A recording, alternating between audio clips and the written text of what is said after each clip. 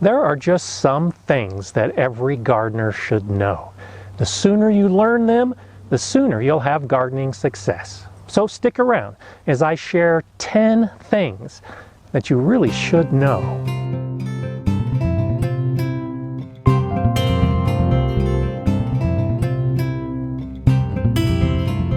Hi, I'm GardenerScott, and I discuss everything gardening.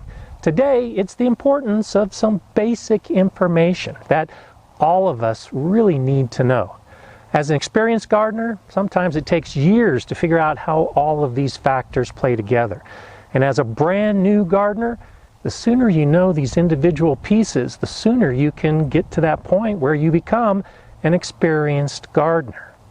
You've probably noticed that I've got snow around me. We had a light snowfall last night, which is typical for this time of year. It's winter in my garden. And I thought it would fit well with this first piece of information, which is hardiness zone. You really need to understand what hardiness zones are and what your hardiness zone is. If you've been gardening for a while, I have no doubt you know what it is, but you might learn something here as I tie in a lot of other important pieces of information as this video progresses. If you don't understand the hardiness zones or you don't know your zone, I'll put a link in the description below that can help you out with that. The basic idea is that a hardiness zone in the United States identifies the lowest point of the winter. In the 1960s, the USDA took years worth of meteorological data and determined average lowest temperatures to then establish this system of hardiness zones throughout the United States. It really caught on, and most plant growers now will put on their plant tag what the plant is suitable for as far as the zone. And there are similar systems that have been developed since then throughout the world.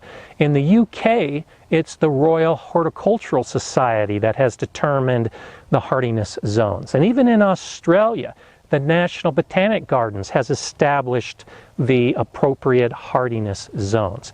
Much of the world uses a system very similar to the USDA system. It's set up in the US into 13 different zones, and each of those zones is divided into an A or a B subgrouping. I'm in zone 5B.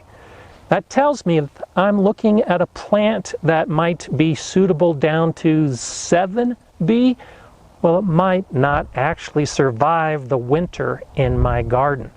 And that's actually quite common at big box stores. When you go in the spring and look for plants, it might be growing in that store in your city. But if you look at the tag, you may soon realize that it's really not suitable for the winter in your city. That's a big reason why you need to know what your hardiness zone is. Understanding your hardiness zone, though, is just one piece of information. You also need to understand how it plays in with your climate. Now, my zone 5B garden has the same hardiness zone as a garden in Portland, Maine. I'm at almost 7,000 feet elevation. The summer is extremely dry with very harsh winds. Portland, Maine is at sea level, right on the ocean. It's very humid, and their winds aren't near as strong as ours are. If I look at a plant tag that says zone 5, it's not an automatic that that plant will do well in my garden without taking into account the climate. Plants that require a lot of humidity and maybe more moderate summers just won't do well here, but they may do well there. Take, for instance, Seattle, Washington. They have the same hardiness zone as Austin, Texas. Well, the dry conditions of Austin, Texas are the complete opposite of the wet conditions of Seattle, Washington. But it's the same hardiness zone. You have to start putting a lot of this information together to really have the best success in your garden. And to understand that climate is prevailing weather conditions over long periods of time, typically about 30 years. So one summer or one weather event won't determine whether the plants will survive for you. You have to look at this long-term climate that's prevailing in your area. Sitting out here with the snow around me leads into another climate-related piece of information that's important for your garden, and that's to understand your frost dates. In the spring, there's a point that you can expect it's not going to be cold anymore. The frost is done. That's your last frost date. And in the fall, there's a point that you can expect with the weather getting colder, freezes might start happening. That's your first frost date. And much of the growing season is built around those two dates. In fact, when you look at seed packages, it'll often say, sow after the danger of frost, or start indoors 6 weeks before your last frost date. Well, you need to know your last frost date to be able to determine those points. And I'll put a link below to help you find out that information as well. And I do have another video that goes into it in much more depth. But your last frost date and your first frost date really help define your growing season and the schedule of your plantings. Now, you don't need to guess about your frost dates. You don't have to keep track on the calendar because it's already been done for you. Years and years of meteorological data have been compiled, and there are easy links, I'll put one below, that you can access. And in the United States, you just put your zip code and it'll tell you what your frost dates are. It's important because it ties in with the length of your growing season. The point from your average last frost date to your average first frost date, well, that period of days will determine what you can grow. My growing season is about 134 days long, so I can only grow plants in my vegetable garden that can survive within a 134-day window on average. I have to cut that back just to be safe. So for most of the plants that I grow, I give myself a 100-day growing season. When I buy seeds, I have to look for how long it's going to take for that plant to reach harvest. You need to do the same thing. If you've got a very short growing season, you might not be able to grow some plants that take a lot of days to grow.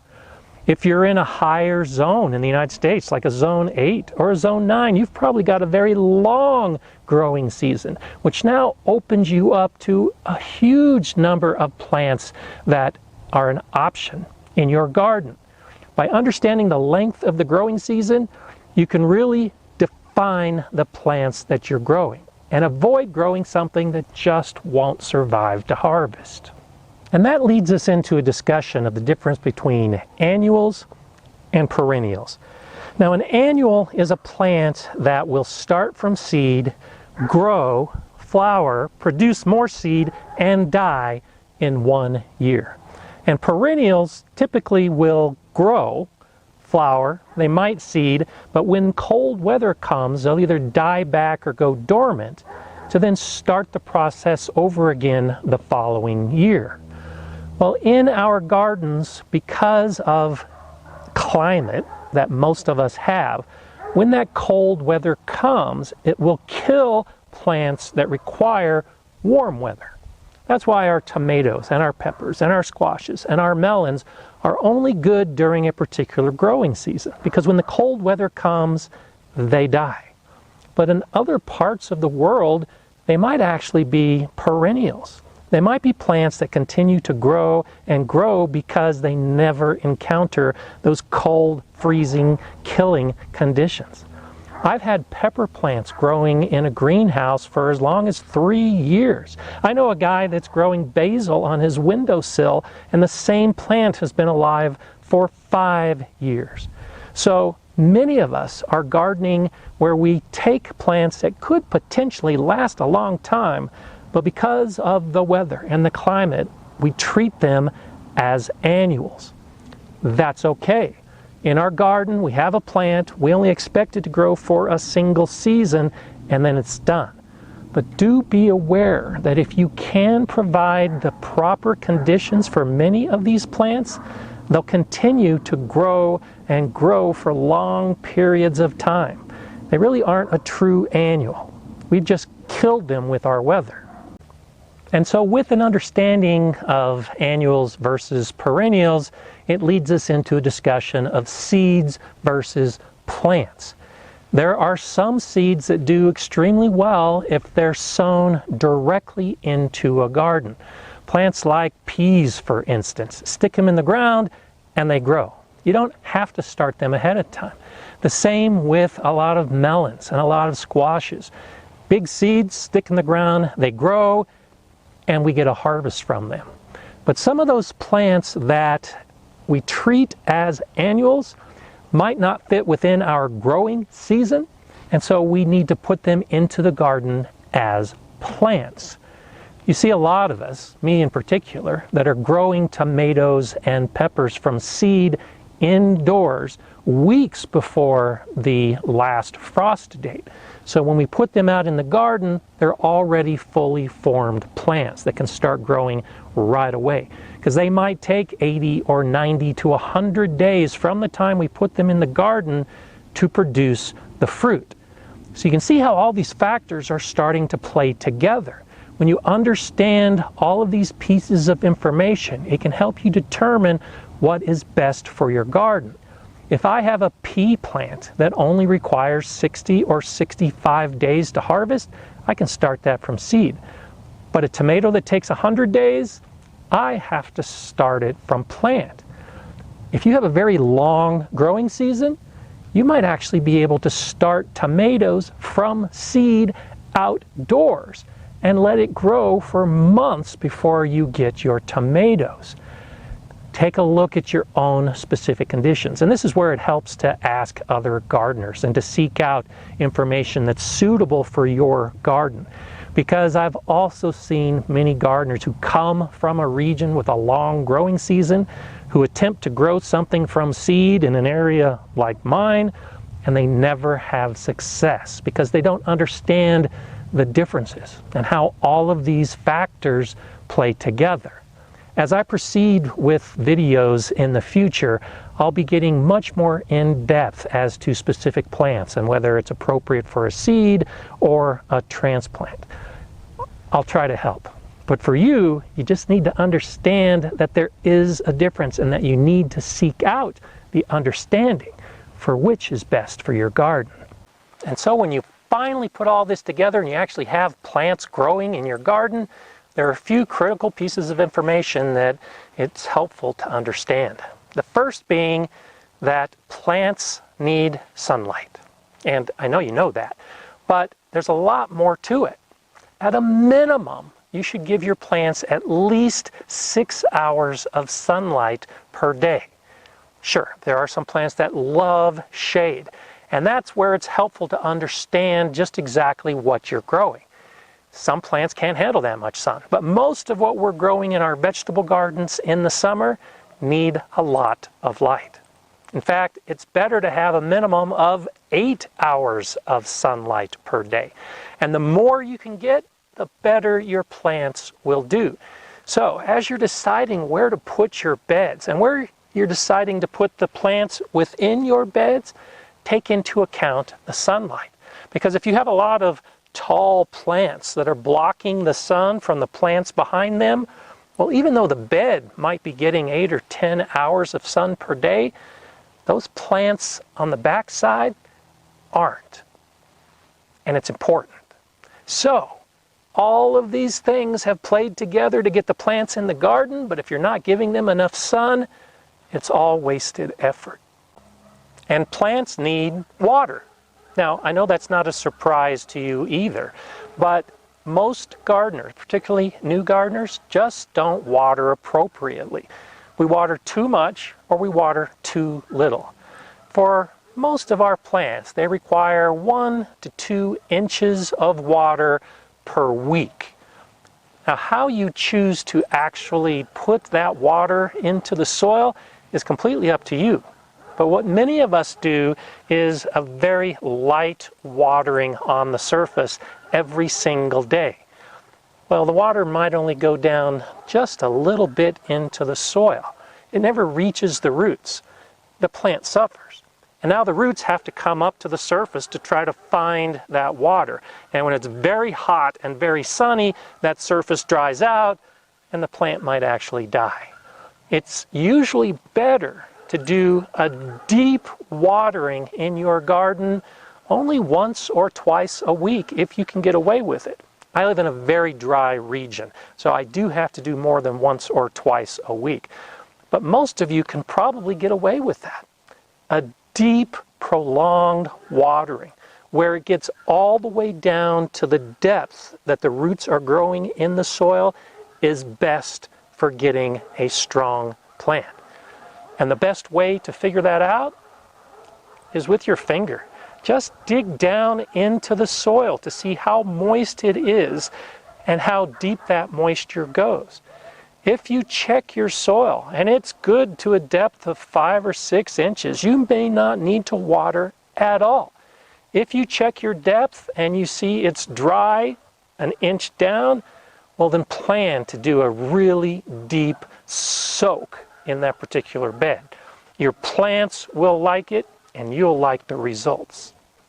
And realize, after you've done all of this right, you've done all the appropriate study to understand where you're gardening and how to keep your plants alive, understand that plants die. Even when you've done everything right, sometimes the plants just die. If you understand that, then you can continue gardening. And don't take it personally, because it might be weather related. It might be climate related. It might be because of the type of plant and your particular garden. There's all kinds of things that can go wrong. Just try to learn from them and accept that it's not always going to be perfect. You can't keep everything alive all the time. Accept that plants die, and you'll be on your way to being a successful gardener. And that leads us to the last piece of information that I think all gardeners should know. And here it is. Gardening should be enjoyable. You should like gardening. If you're not enjoying it, then you're doing something wrong, and try to figure out how you can make it more enjoyable. Now, I know I just said that plants die. Well, that's part of the process. So enjoy the learning. Enjoy the experience. Enjoy getting your family involved. Enjoy whatever aspect of it is most important for you, but try to make it enjoyable. It's so daunting to watch my videos and other videos where it really is shown how hard it can be. Yes, it's hard, but it can be enjoyable along the way. I love building. I love making this new garden into a future beautiful garden that I'll be able to enjoy at every step. Do what you like, regardless of what all the rest of us say, and you will be a successful gardener. If you have any questions about any of this, please let me know in the comments below. And if you want to continue on the GardenerScott journey with more videos, then subscribe. And be sure to click on the bell so you know when the new videos are coming out every week. If you like this video, well, give me a thumbs up and share it with others who might be interested. I'm GardenerScott. Enjoy gardening.